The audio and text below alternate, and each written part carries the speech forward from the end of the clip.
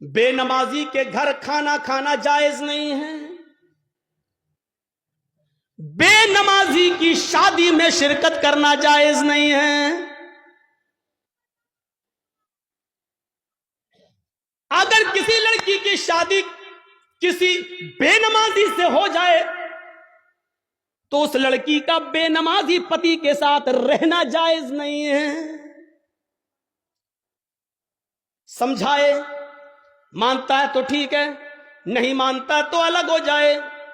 سوال یہ ہے کہ وہ طلاق نہ دے تو طلاق دینے کی ضرورت ہی نہیں ہے، کیونکہ بے نمازی مسلمان ہی نہیں ہے، اور جب مسلمان نہیں ہے تو کسی کافر کے نکاح میں رہنے کی ضرورت بھی نہیں ہے۔ یہ نکاح آٹومیٹکلی فسق، اپنے آپ ختم۔ بے نمازی کے ہاتھ کا کھانا جائز نہیں ہے، بے نمازی کے ہاتھ کا پانی جائز نہیں ہے۔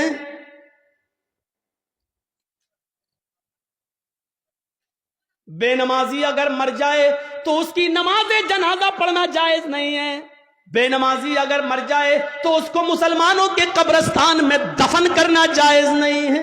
کیا کیا بتاؤں؟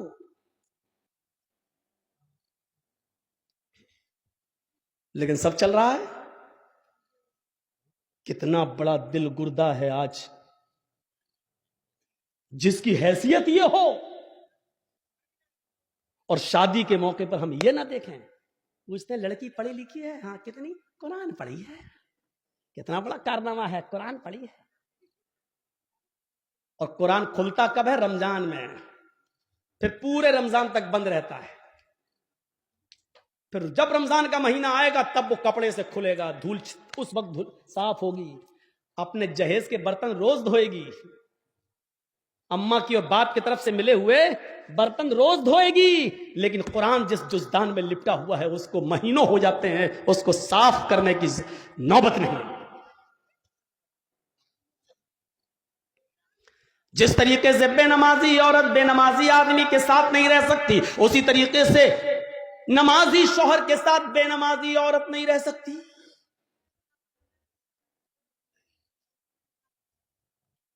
دیکھ رہے ہیں آپ، ان نبیوں پر بھی نماز فرض تھی۔ یہ الگ بات ہے کہ کسی نبی کے اوپر 2 رکعت فرض تھی، کسی نبی کے اوپر 4 رکعت فرض تھی، کسی نبی کے اوپر 3 رکعت فرض تھی، کسی کے اوپر 2 ٹائم کی تھی، کسی کے اوپر 3 ٹائم کی تھی، صبح دوپہر شام، اور کسی کے اوپر 5 ٹائم بھی تھی، کسی کے اوپر 4 وقت کی بھی نماز فرض تھی۔ لیکن اللہ کے نبی جناب محمد رسول اللہ صلی اللہ علیہ وسلم جب نبی بنا کر بھیجے گئے تو آپ نے یہ نماز 5 وقت کی فرض کی، کیونکہ اللہ تعالیٰ نے 50 سے 5 وقت کی کر دی، اور جب 5 وقت کی فرض کر دی گئی تو نماز کا اصول یہ بنایا کہ فجر میں 2 رکعت رکھ دی، ظہر میں 4 رکعت رکھ دی، عصر میں 4 رکعت رکھ دی، مغرب میں 3 رکھ دی، اور عشاء میں 4 رکھ دی، کیونکہ کسی نبی کے اوپر 2 تھی، کسی کے اوپر 3 تھی، اور کسی کے اوپر 4 تھی، 2 سے کم نہیں تھی اور 4 سے زیادہ کسی کے اوپر فرض نہیں تھی۔ اس لیے اللہ کے نبی نے 2 بھی رکھی، 3 بھی رکھی اور 4 بھی رکھی، تاکہ لوگوں کو اس بات کا علم ہو جائے کہ میں کسی نبی کے خلاف نہیں ہوں۔ میں نے فجر میں 2 رکعت نماز فرض کی ہے تاکہ ان نبیوں کی بھی اقتدا ہو جائے جو 2 رکعت جو پڑھا کرتے تھے۔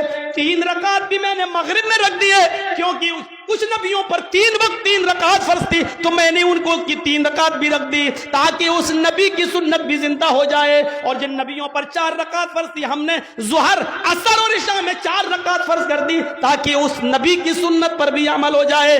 میں نبیوں کا مخالف نہیں ہوں، میں رسولوں کا مخالف نہیں ہوں، ہاں میں آخری نبی ہوں، اب طریقہ میرا چلے گا، اب راستہ میرا چلے گا۔ دنیا میں 3 قسم کی مخلوق ہے۔ ایک مخلوق جو ہمیشہ کھڑی رہتی ہے، جیسے پیڑ، درخت، پہاڑ، یہ کھڑے ہیں۔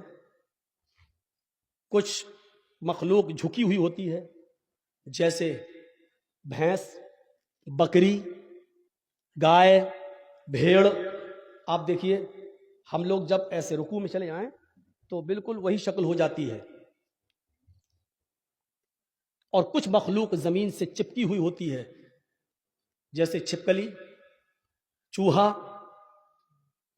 دیوار پہ بھی چڑھے گا تو چپکا ہوا ہوگا، زمین پہ ہوگا تو ایسے ہوگا۔ یہ تین ہی قسم کی مخلوق ہے، چوتھی کوئی قسم نہیں ہے۔ اور اللہ کہتا ہے یسبح للہ ما فی السماوات و ما فی الارض، زمین و آسمان کی ساری مخلوق اللہ کی تسبیح بیان کر رہی ہے، اللہ کی حمد و ثنا بیان کر رہی ہے۔ اللہ کے نبی صلی اللہ علیہ وسلم نے نماز میں یہ تینوں کنڈیشن لاگو کر دی ہے۔ اللہ اکبر، اے اللہ یہ پہاڑ بھی تیری حمد و ثنا بیان کرتے ہیں، یہ درختوں کے پتے بھی حمد و ثنا بیان کرتے ہیں۔ اگر تجھے کھڑے ہو کر کی جانے والی عبادت زیادہ پسند ہے درختوں کی، پہاڑوں کی، تو دیکھ میں کھڑا ہوں، اللہ اکبر، میری اس ادا کو قبول کر لے۔ اگر تجھے چار پیر والے جانوروں کی عبادت زیادہ پسند ہے تو دیکھ میں جھک گیا ہوں، اللہ اکبر، میں نے رکوع کر لیا ہے، دیکھ میں نے بھی ان کی طرح شکل بنا لی ہے۔ اگر تجھے چھپکلی، چوہے اور زمین پر رینگنے والے کیڑے مکوڑے، سانپ بچھوؤں کی عبادت اور ان کی تسبیح پسند ہے تو دیکھ میں سجدہ کر رہا ہوں، اللہ اکبر، زمین پر چپک گئے، سجدہ کر لیا۔ اے اللہ اگر تجھے یہ حیات پسند ہے تو میں بھی اس حیات کو کر رہا ہوں۔ تینوں چیزیں نماز کے اندر لاگو کر دی ہیں۔ پتہ نہیں اللہ کو کون سی ادا زیادہ پسند ہے، اللہ تینوں اداؤں میں سے جو تجھے پسند ہے وہ قبول کر لے۔